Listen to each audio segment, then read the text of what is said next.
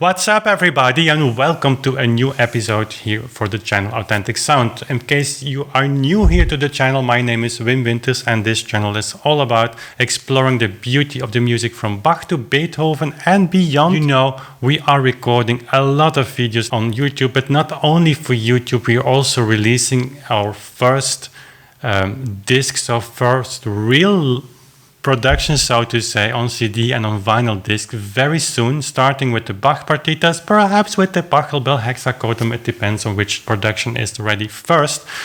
But recording is, of course, a major part of what I do every day. So we have been talking on recording techniques in the past more than we do today, and we might have some more videos in the future about this because it's a very interesting but also essential element for us musicians to understand, since those microphones and whatever capturing device you use, that is going to translate your performance and is going to distribute your performance to the world. And what you cannot control is the way people are listening to your music, but you can control the way it's been recorded. And you should, I think, as a musician, be on top of that. Of course, if you work with a sound engineer, you should trust him, but go into dialogue because there is a multitude of possibilities to record. And maybe we should cover that a little bit more.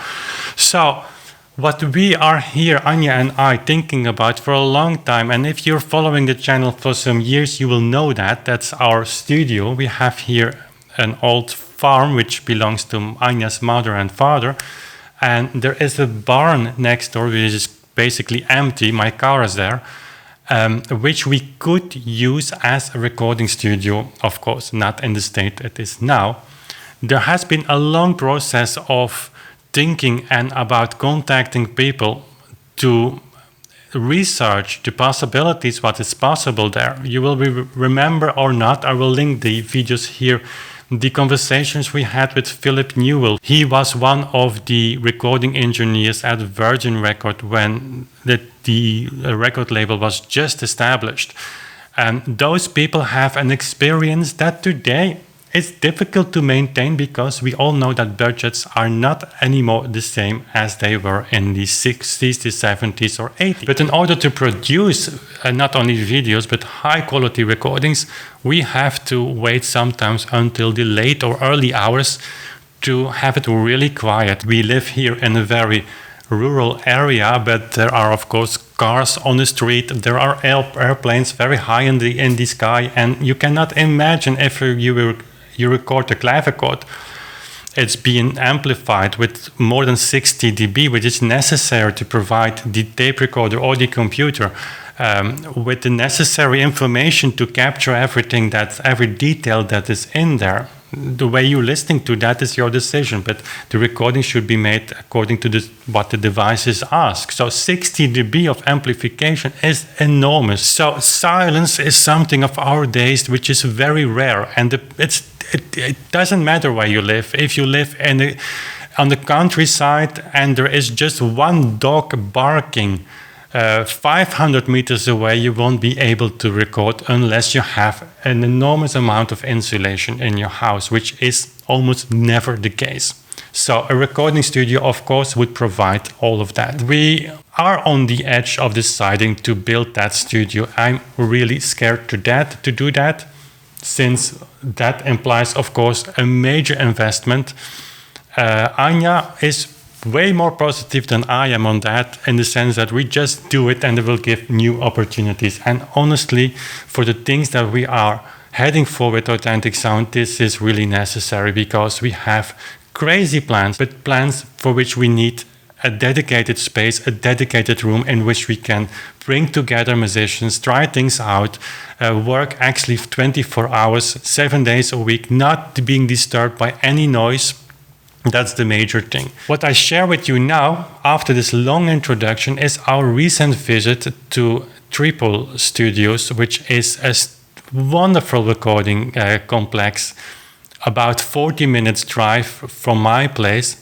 The owner, Dirk Joosten, is a wonderful person who doesn't want to do anything more than sharing his studio and his knowledge and his experience. He also collaborated with Philip Newell, and so you will see the big hall, which is basically designed by Philip. It is a wonderful thing to be there. Don't think of our recording studio as such a studio, because that would go way above our budget, but also way above the elements that we would need. We basically would need a very nice, bright sounding recording room where we can put together not only a clavichord or a pianoforte, but also maybe up to 10, 15 people, the maximum, playing with strings and with maybe even some wind instruments in the future. That's all we need. And then a place for the tape recorder where it can sound, where it's not disturbing the sound of the recording room. So I share with you some footage on our visit to Trypoul Studios. If it is a conversation that might be interesting to you, I will translate that into English. So make sure to click on the closed captions, so the CC on your desktop, or if you watch this on mobile, on the right-hand corner you will see three dots, and you can enable closed captions there, so that you can understand what we are talking about in Dutch. So hope to inspire you a little bit, because recording in a recording studio is a little bit of old school, but I think it might be interesting to reconsider this as an alternative to going on location, where you encounter all kinds of problems as a musician and as a recording engineer, and also some advantages. Having said this, enjoy this few minutes footage on our visit to Trypoul Studios.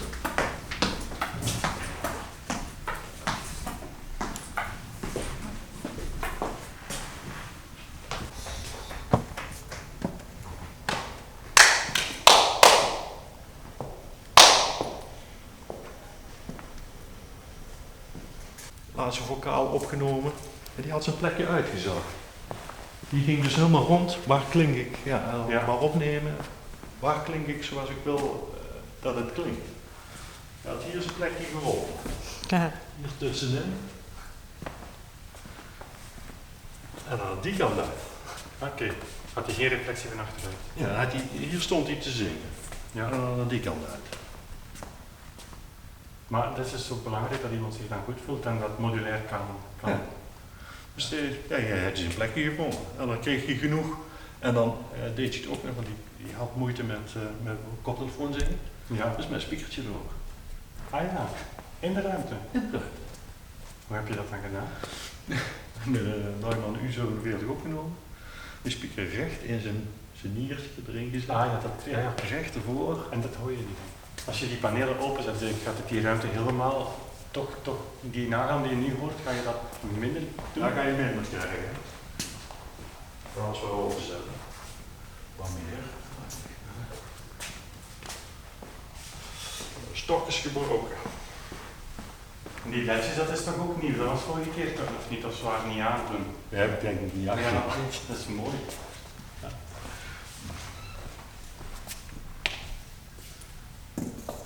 Ja, je moet er niet op verzinnen, hè?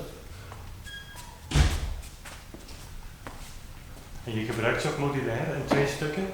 Of zijn Ja, af en toe wel. Dat je zegt, ja, ik wil boven iets rustiger is. En die onder wil laten klinken. Of andersom. Oké, ja. Dat kun je ook wel. Ja, met blazen of zo kan dat misschien wel. Even.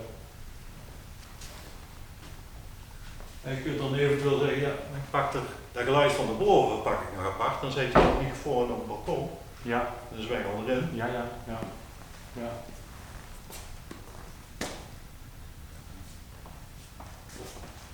Ja, als je nu praat, dat hoor je wel. Dat wordt in één keer minder terug. Ja, dat merk je wel. Ja.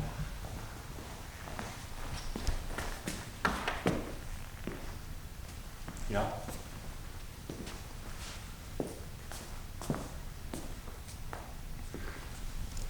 Maar dit is een soort ruimte waar dat, dat is een groot verschil. Ja, dat is een groot verschil. Ja, een stuk droger dan, hè? Daar schrik ik wel van dat het zo'n effect heeft. Zo'n effect heeft dat. Ja.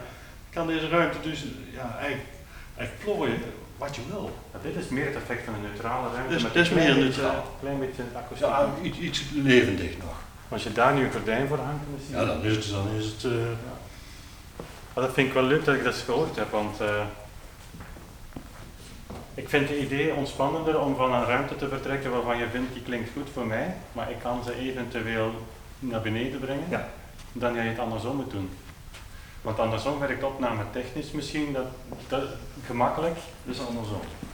Ja, dit is niet van deze, maar zo heb ik ze van allemaal. Als je daar dan, dat gaat in één keer.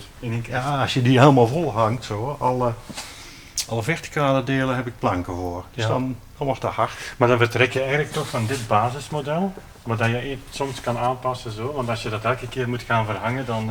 Ja, dat is voor de grote sessies, producers algemeen de laatste tijd zetten hier de drums. Dus dan... Maar het zou ook kunnen zeggen, ja, maar ik wil die erachter in die ruimte hebben. Ja. En dan ga je er ergens anders voor gebruiken. En dan zou je kunnen zeggen, ja, maar ik wil iets levendiger hebben. Dus dan hang je er helemaal voor. Mengpaneel uit de geschiedenis. Doekje er even afgehaald, deze stoeder. Ja, dat is die 2 inch. Dat is 2 inch, 28. Wij Die uren erop. Ja, oké. Heel weinig uren.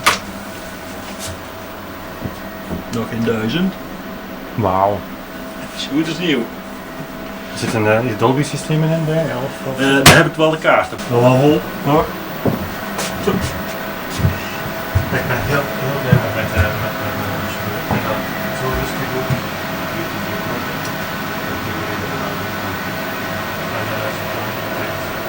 Staat erop. Digitaal soms, ja. Soms kan er echt iets misgaan. Al hier ook niet. Dat kan. Dat is het wel bij. Maar ze beseffen niet dat ze voor 99% al naar digitaal luisteren. Ja, dat zijn een converters. Ja, alles komt hier binnen. Dat is centraal. Dat zijn de converters hier. Deze. Het zijn De hele rek. Deze ook, Ja, ook zie allemaal het, ja. converters. Prism converters. Die zijn nu aan het werk dan weer. Ja, eruit hier. Ja, dat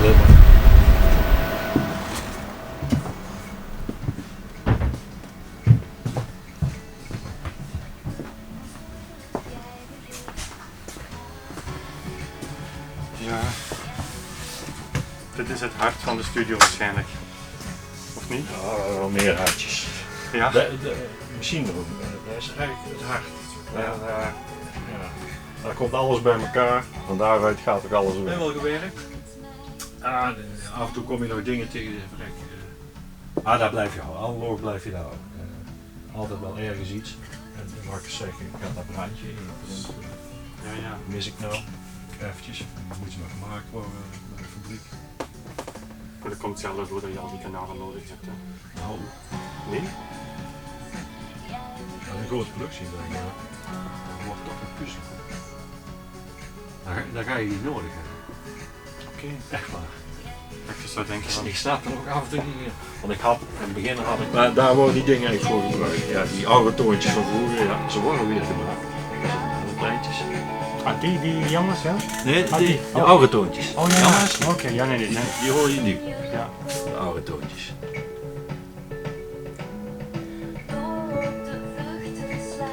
Die jongens nog? Dit is groter, hè? Ja, die is groter. Dan de grote.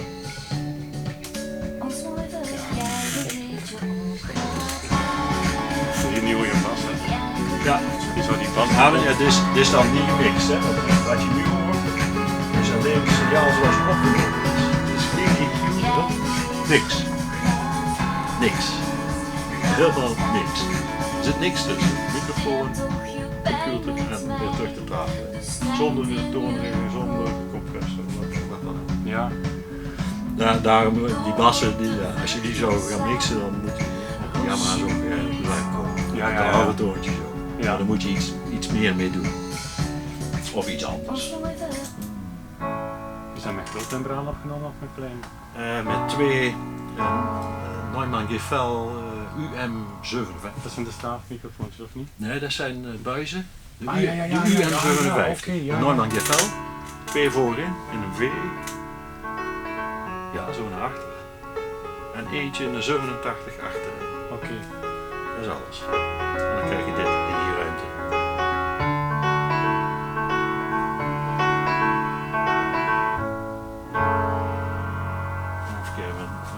zit dan. Maar het klinkt mooi ruimtelijk en toch heel dichtbij, heel duidelijk. Ja, voor dit soort producties, voor popproducties, ideaal. Ja. En dan weten we dat er geen galm gebruikt, helemaal niks hè. Gewoon die 3 microfoonsignalen. Maar, dat is maar alles. redelijk dicht bij de piano toch? Ja, 2, ja, eigenlijk allemaal onder de klep, ja. Ja, want dan krijg je ook de galm van het zangblad hè? Ja, die krijg ik. En een klein beetje ruimte, niet te veel.